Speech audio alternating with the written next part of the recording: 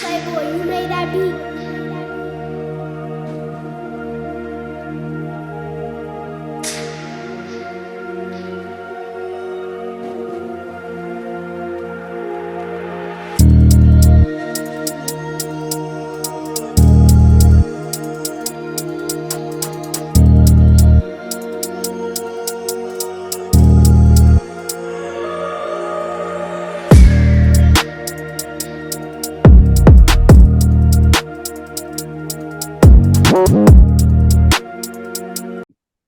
We back at it again. I'm remote. I'm E-Tally, and I'm with Mike Daniel Jr. of Alamo City All-Star Sportsplex. Art Vela from Jefferson High School, head coach out there. Hey, Coach, I love how you just jumped in there. Okay, I love it. Everybody waiting for the introduction, but hey, you ready. I get it. Let's go. Well, hey, listen. One, I want to say I appreciate you allowing us to spend this time. Are you a Cowboys fan at all? No, Bears fan. Okay, good. Well, yeah, they're getting beat up right now. Oh, listen, that was terrible. By the way, I think matter of fact, the channel I was watching, they stopped showing the actual game, so they switched it up. and the good part is Mike's not a Cowboys fan also, so we don't have to go Cowboys back. So it's not a good day because the 49ers lost. Oh, the 49ers, yeah, they were losing too. They lost to Minnesota? They lost to the Vikings. They lost to the Vikings. Oh, man, my heart goes out to you guys. And I'm sorry. It's okay. It's week 2. It's okay. I'd rather lose in week 2 than lose 6 straight and lose a division and lose in first round of playoffs. I'm okay with losing in week 2. I like that positive thinking right there, Mike. Absolutely. Good. The Eagles fans were sick, so I'm okay with losing in week 2. We really weren't, because again we were having problems in the office, so we really weren't. It was expected, really, but again, you wasn't saying that when that first loss happened, and then the second loss. So we gonna stop that. Let's move on. We got Coach V. Let's celebrate Coach V. So hey, with Mike, since you were the one who booked Coach V, let's go ahead and you start the show. Hey, Coach. So first off, man. Thank you for taking your time. I know Sunday's family day, relaxation day. I know you catch up with your kids and your grandbabies. I follow you guys, and I just love everything that you do. So, I consider you one of those godfathers, not just for basketball, but definitely for SAISD. And so just thank you for taking your time to join us and allowing us to celebrate you and give you your flowers as one of the pillars of just coaches in basketball here in the city of San Antonio. So thank you, Coach. Appreciate that, Mike. We all do this for, I know I've been in SAISD for about 29 years. And I try to stay loyal to them kids, and I just go out there every day. I don't consider it a job. I just love coaching basketball and mentoring those kids at SAISD. Which leads me to my first question, Coach. Having coached at multiple SAISD schools, which, as a player, then a referee, and now just being able to go and watch, right? Please share what you loved and currently love about your SAISD school encounters. Please share what you loved about each of them, Coach. I think I started off at middle school, at Longfellow Middle School, coaching there, and I thought I had to earn, I kind of earned, I had to coach football, basketball, track, all the sports. I think it helped me earn my little stripes to move on to high school. Then I became an assistant at Edison High School, JV basketball over there. And then I earned my way to get that head coaching job at Edison. And then I moved on to Jefferson. I've been at Jefferson for about 9 years. Was at Edison for about 10 years.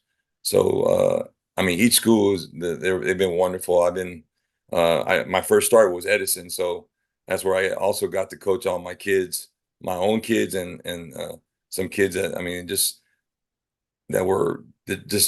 they worked hard for me, man, over there at Edison. They taught me a whole lot. I was green. I was a first year head coach out there, and those kids, we developed a good chemistry and relationship out there with the community and those kids, and we had a lot of success at Edison, and we had some good runs out there. Well, Coach, I appreciate that answer because I know your heart is in SAISD, man, and I just love seeing what you do, and I love just seeing you walk through the gym. You know, it's like Jordan walking through. You know, there's our senior. You know, it's just like the love and the reverence, man. Is just I love seeing it, man. So thank you for that. So, Coach, I'll be next with this question I have in reference to your upcoming season. You know, again, I didn't get a chance to watch a lot of basketball from you guys as far as a lot of SAID because I'm a Cole guy and then I'm out there over there in Cibolo. So I follow Cole and Steele and Judson. But we're watching you guys some preseason stuff. You guys are going to have a good run. I think you guys are going to have a deep run. I believe so. And again, I'm calling it that. So you're going to get a lot of attention from me. So with that being said, you're putting some pressure on me there. Hey, Coach, I have to because at the same time, you guys are doing a great job at what you're doing. Yeah. So the pressure, I'm sure you'll handle it. But who are some of your guys that's returning that you look forward to kind of wear some of that weight with you as we're going forward here? And then I got a two-part question. Then my second part is, who are some of your upcoming eighth graders that came into ninth grade this year, your JV team? So we have a pretty heavy senior group, 4 starters coming back this year. Trey Pettis would be one of my top guys. AJ Reyna, Nico Vela, also those 3 guys. We're probably going to lean on them. And we have Hunter Durbin, also a starter row guy. And then a guy that came off the bench, Rafa Gonzalez. So we're going to have 5 seniors starting this year pretty much that were started off on as sophomores on varsity. So as sophomores, we made playoffs, lost in the first round. Then as juniors, we got to the second round, lost to that tough team over there with Steve Pettis and Veterans Memorial, and they kicked our butt. But you know they're solid. They went to state, and then they're seniors now. So they've gotten a lot of experience through. We're coming back with a lot of experience. So we should make a good run. I mean, I'm not trying to put pressure on myself, but the kids, you know, they've been working, they've been traveling all season, summer ball, and then fall ball right now. We should look pretty good. I mean, I hope so. I have to put a little pressure on those guys because, you know, coaching senior teams, people think it's an easy deal. And I think sometimes when you get a senior group, they think they know it all. So you got to kind of make sure they keep up with the work ethic. And so far they've been doing a great job in the athletic period and right now and working, and then on the weekends they've been playing a little bit, you know, playing well. But I mean, we still got to improve. There's still room to improve, and you got to let these seniors know, wait, we still got to continue to work. We don't want to have no shortfalls this year. So that's the thing. A lot of coaches around the city think, oh, you got a senior group, experience. Hey, it's a lot. I think it's tougher to coach a senior group than young guys that nobody expects anything from them. You know, so these seniors, there's a lot of high expectations from everybody within the district in our area. So I just got to make sure and stay on them, make sure they keep working. And then who are some upcoming the guys who came in are coming from eighth grade that are like ninth upcoming? Graders. Ninth graders right now. On our JV, we have a Diego Tovar point guard, Jesse Candanosa on the JV that and a Jordan Vidana, which is you know, they should be on the bench this year maybe, and they should be able to take over once these seniors leave me. So that way I'm always looking ahead, trying to make sure and stay consistent year in, year out, you know, trying to make sure that we're developing kids that are coming from eighth grade and our freshman group and our JV group. And again, you know, if we get an eighth grader that comes in that can make varsity ninth grade year, I'm not afraid to throw them on there. We're in SASD. I'm gonna throw them out there and throw them. Hey, we're gonna go to work on them. You know, I'm not the type to just say, hey, if there's a freshman that's better than that senior and he's working harder, so be it. We're gonna put him out there. Okay, Coach. Okay, go ahead, Mike. All right, Coach. So to follow up on your response right there, right? You know, I've always had a high regard for you and what you stand for, right? Because I know for you in that SAISD community, it's bigger than basketball for sure. Last year, I went to watch a couple of my guys at Holy Cross, and it just so happened that on this night, they were playing Jefferson, right? And I looked over, and you remember when I came to you? And you remember what I told you after the game? You remember Yeah, that game? really. Yes, I I do. said, I love it. I love it. I love it. Because you had some guys that weren't taking care of the student part of their athlete commitment and you benched them.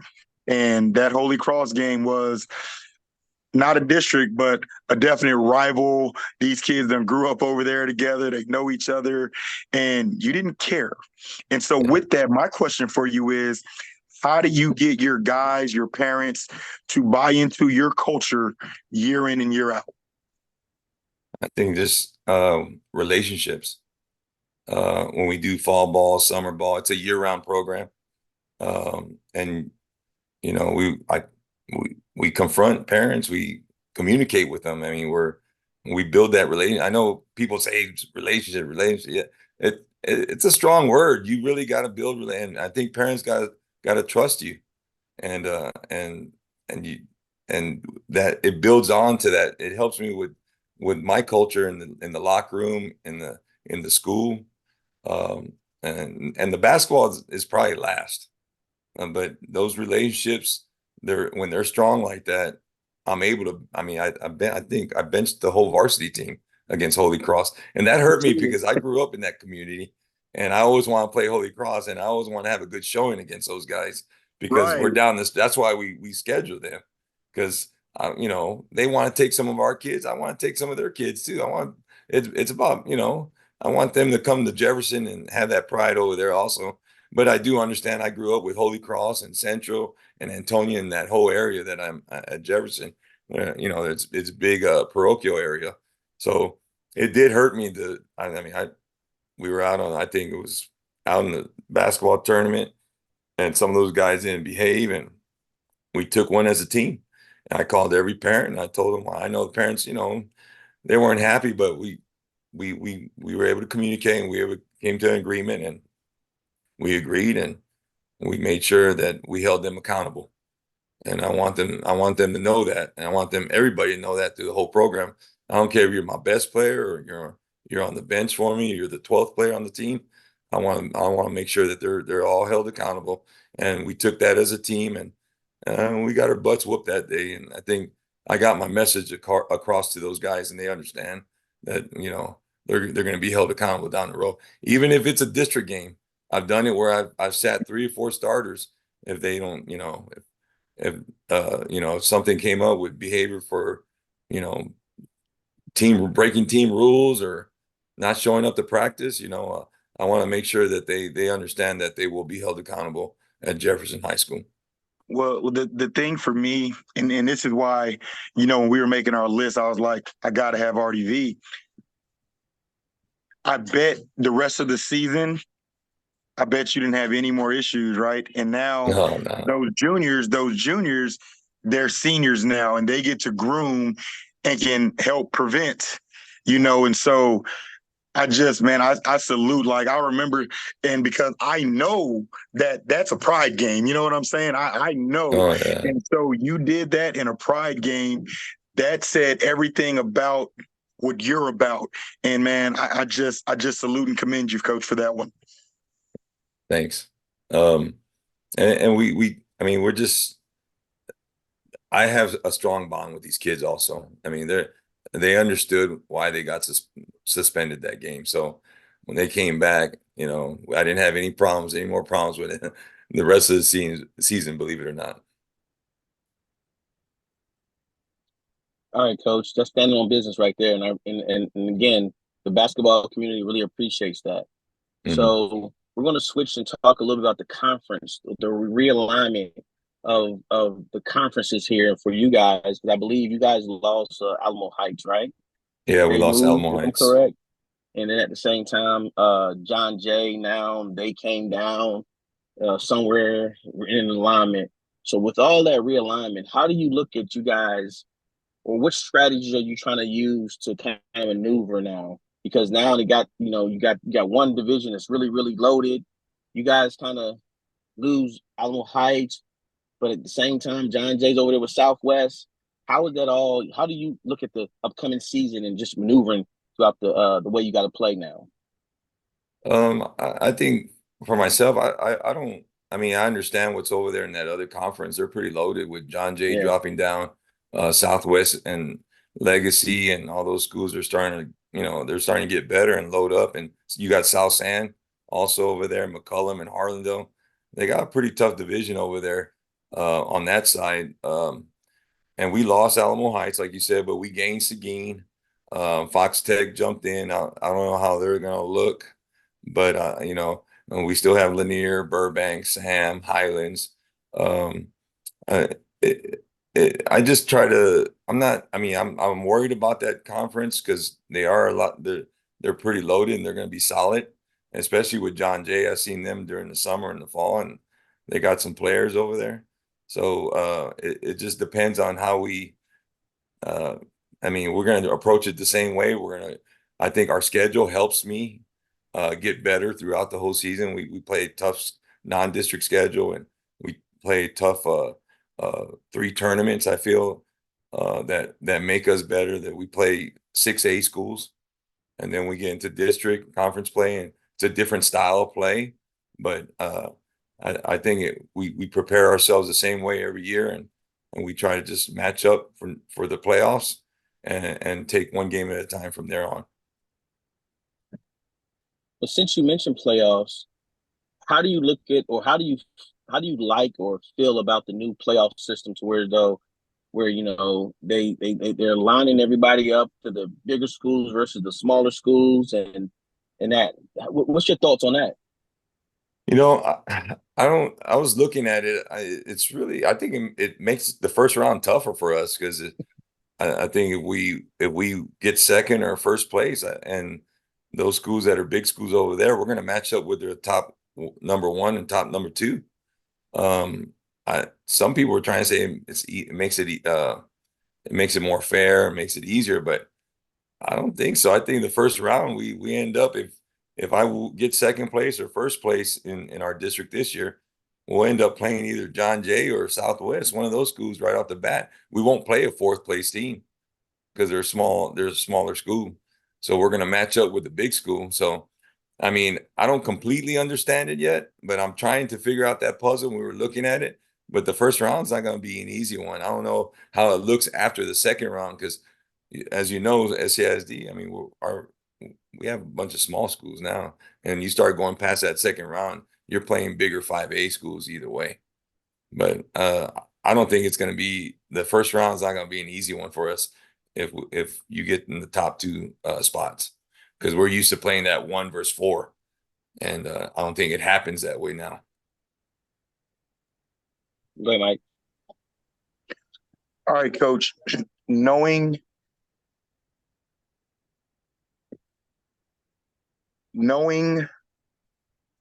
the passion that you coach with, right? Knowing the love that you pour into all of your players, knowing the culture that you instill at Jeff, that you instilled at Edison, right? What's nearest and dearest to your heart from your culture standpoint? Like what's your non-negotiable within your culture push, Coach? When the kids first enroll into basketball over there, um, I do a lot of house rules, and I'm probably old school on that, but I feel like if a kid just likes basketball or does he love basketball, he'll give up certain things, just non-negotiable. Hey, you're not wearing earrings. You're not, you're not doing hair designs. You're not getting tattoos. Just small rules, house rules that I like to throw at these kids, and I like to see the reaction to that. And I've been fine with it. I said once you become old enough, when you graduate your senior year and you're 18, and you move forward, the piercings, the tattoos, and all those little rules, I think when I throw it out there and develop that culture of just being held accountable for little things in our locker room, on the floor, and in the school. Um, I love doing that to the kids, and they buy into it, and they understand that, hey, I want to be part of Jefferson basketball, or when I was at Edison, they wanted to be part of Edison basketball, and they followed the rules. And it's not really about the basketball. It's really about, I think, understanding and making these kids into strong young men. Because once you get them into believing that they're strong young men, the basketball is the easy part. It's not even a job. It's a lot more fun to coach. But if they understand that, hey, we're going to grow them into a strong young man, and they're going to follow up the academics, taking care of their family at home, and the school. The third thing would be basketball for me, and everything falls in place for him. It's a lot easier for me to coach. If we have a kid that comes in, doesn't want to follow rules, doesn't want to buy into the program, he's probably not going to make it with me. I don't care how good he is.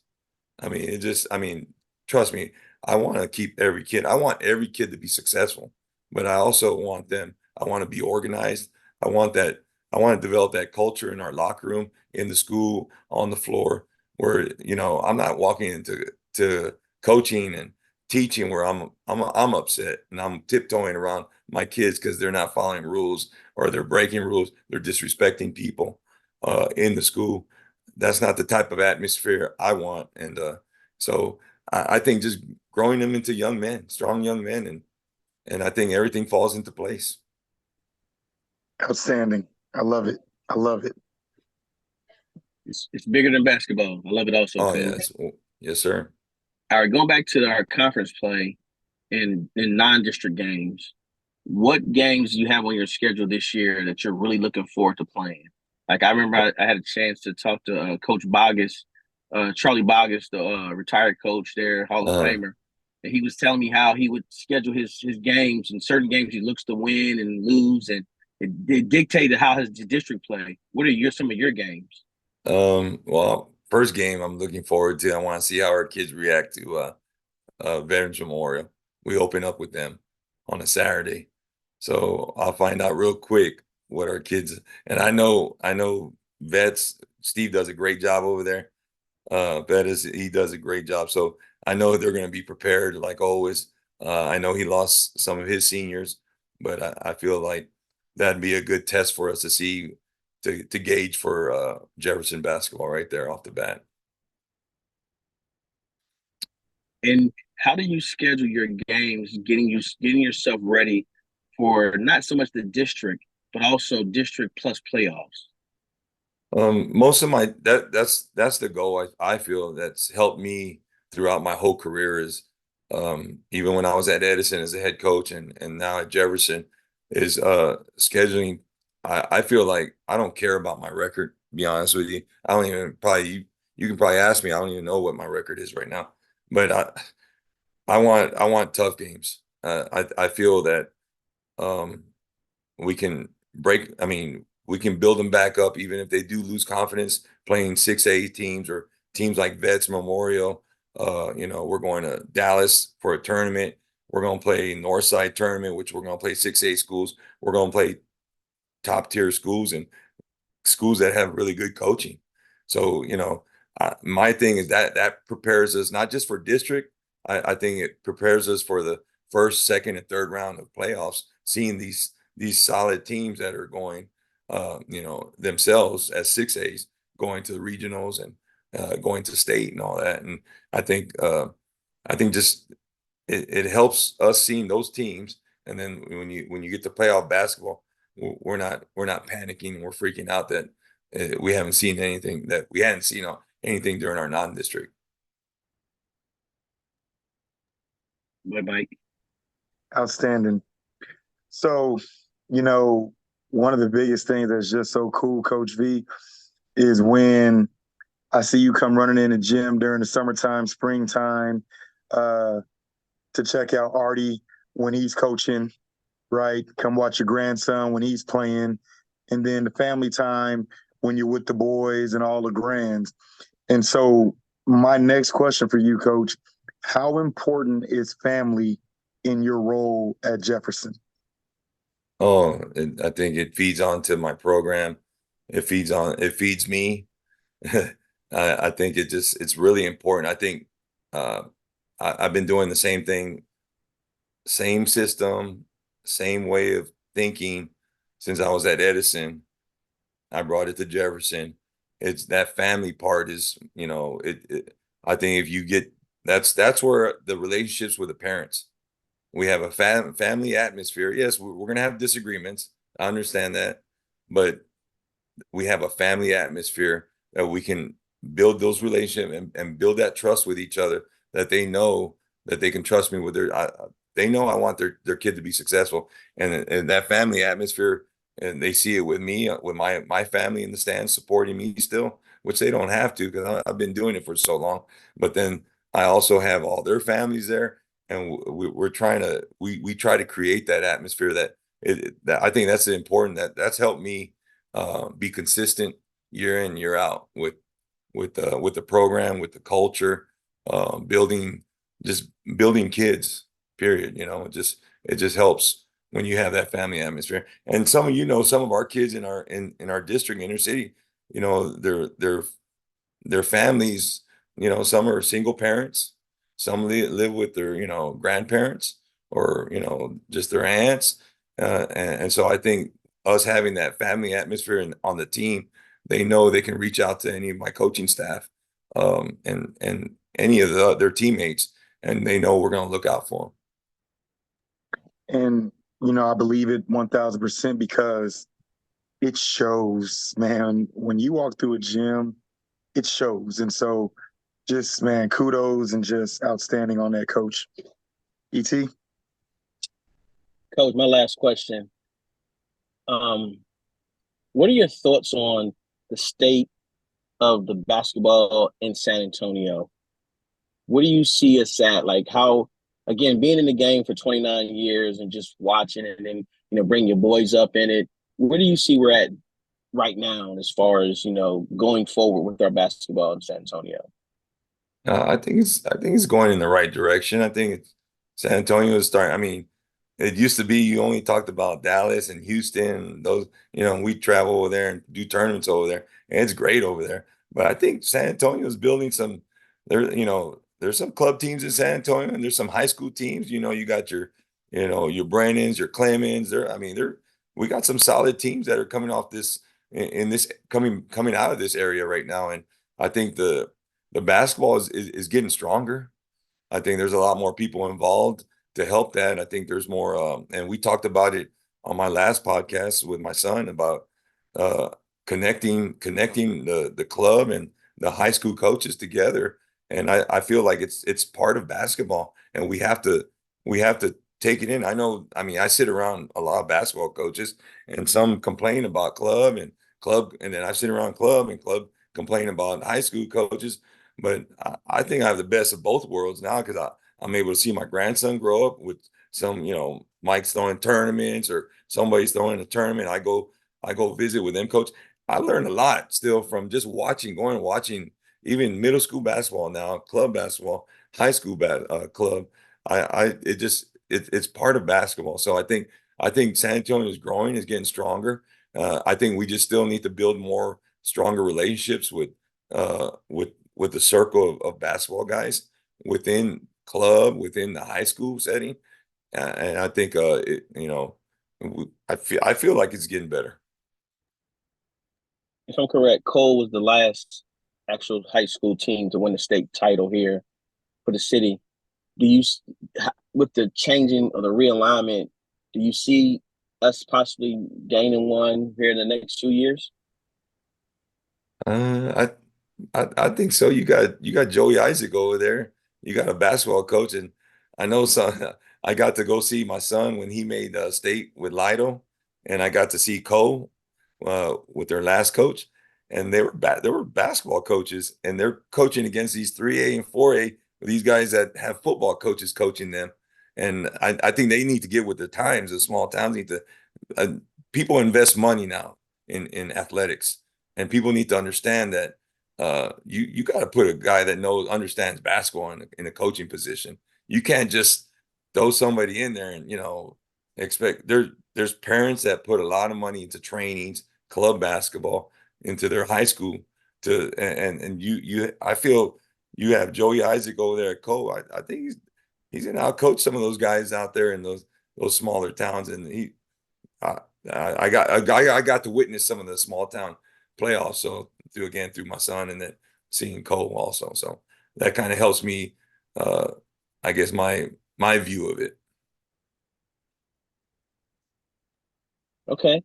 Mike, you got anything else for Coach? He spoke on the basketball circle and relationships. And we love that, Coach, because a couple of weeks ago, we were talking about it takes a village. Trainers shouldn't be knocking club coaches shouldn't be knocking trainers, high school coaches should be knocking clubs should be knocking high school coaches. If a high school coach and a club coach ain't talking, something's wrong with that. Like, you should know where your kid is at, and you should want to have a conversation, relationship. We'll use the relationship word. Hey, coach, I've got Xavier. What do you need from Xavier going into his junior season so we can make sure he's working on that for these next 6 months and ready to jump into your system and enact that? And I love the fact that you feel that we can all work together because feel the same way. The relationship has to be there because we're all about the kid. We shouldn't be headbutting. So it's so refreshing to hear, even though you're old school, you understand that we're all in this together. So to hear that is just refreshing, Coach. Yeah, I think we're loyal to the kids. Good things will happen.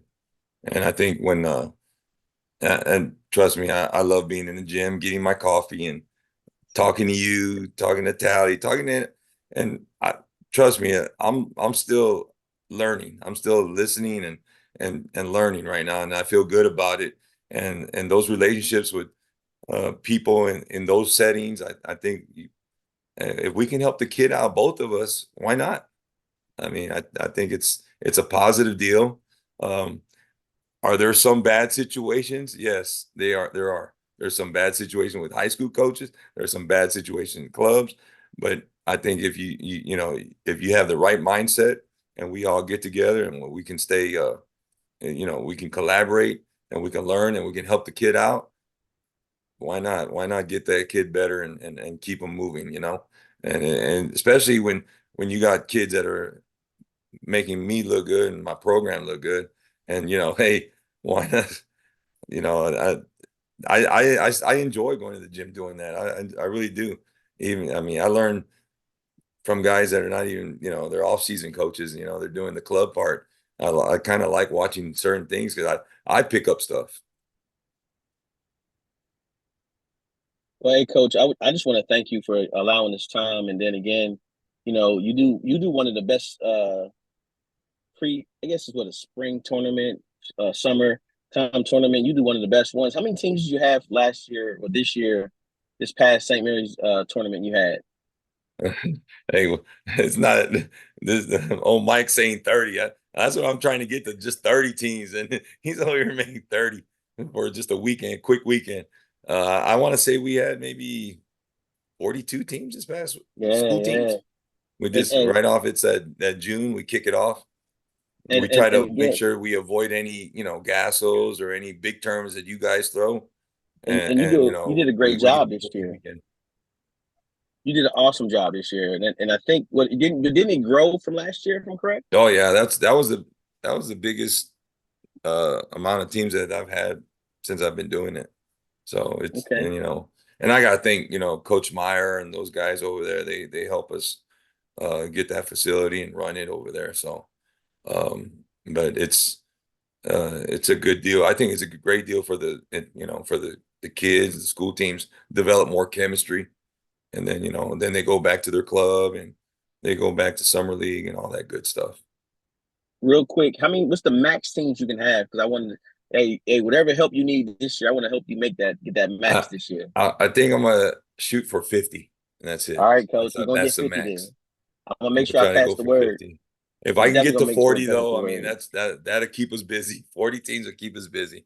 But if we're looking, maybe we can do for 50. try to get 50. I think that'd be great. Awesome. Well, hey, Mike's going to finish up and hit you with some rapid fire. Go ahead, Mike.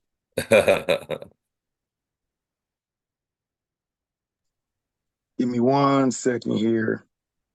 All right, Coach. So rapid fire is a segue where I'm spitting off questions. You give me your answer, okay? Okay. Cowboys or Saints? Saints. Pizza or calzone? Pizza.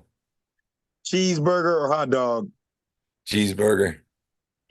McDonald's or Burger King? Ooh, McDonald's. Okay. Two-part wing question. Hot or barbecue? Barbecue. Flats or drums? Flats. Okay, my man. Now, fun fact, something we don't know about you, Coach V. Oh, I'm simple. I'm a simple man. I'm just a fisherman. That's it. That's all. I don't know anything. Fair enough. Well, Coach, man, I can't Go ahead, Mike. thank you enough for taking your time out and just coming to fellowship with us and allowing us to give your flowers and pay our respect and homage to you for everything that you've done and going to continue doing, man. So just thank you for taking your time to be here with us today, Coach. Hey, I appreciate you guys. I know you guys are doing a lot of good things also out there, man. I see it also. I know Mike and I know Tally, you were out there also for that St. Mary's deal. And I've seen you running around all over the place and trying to promote kids and promote coaches. And that's a positive thing. I think that's great. I mean, I wish you guys the best of luck for this season also. And I hope you guys do well. Well, right back to you, Coach. And then again, hey, make sure that schedule's up to date and that max prep for me. That's all I ask, and I promise you, I'm gonna check. I'm coming at least 3 games this year for you. All right. Super Sports Media will be in the building at least 3 games minimum. All right. Yes, sir. All right. Because that 5A is loaded right now. You guys, I think y'all got the hardest. Honestly, I think y'all got the hardest bracket. Don't put all that. In my opinion. Tally, don't put all that pressure on us, man. 5A is don't tough, do all man. that, man. I'm telling my guys right now, they're terrible, man. Listen, we gotta work. Enough people don't come to the 5A games. I promise you. No, I'm being so serious, Coach. 5A this year is where it's at. I'm telling you, 5A. I'm a huge fan this year. You guys on the map this year. I'm telling you guys on the map. Thank you again, Coach. Thank you. You guys have a good day. You have a blessed one too, Coach. You take care. Bye-bye.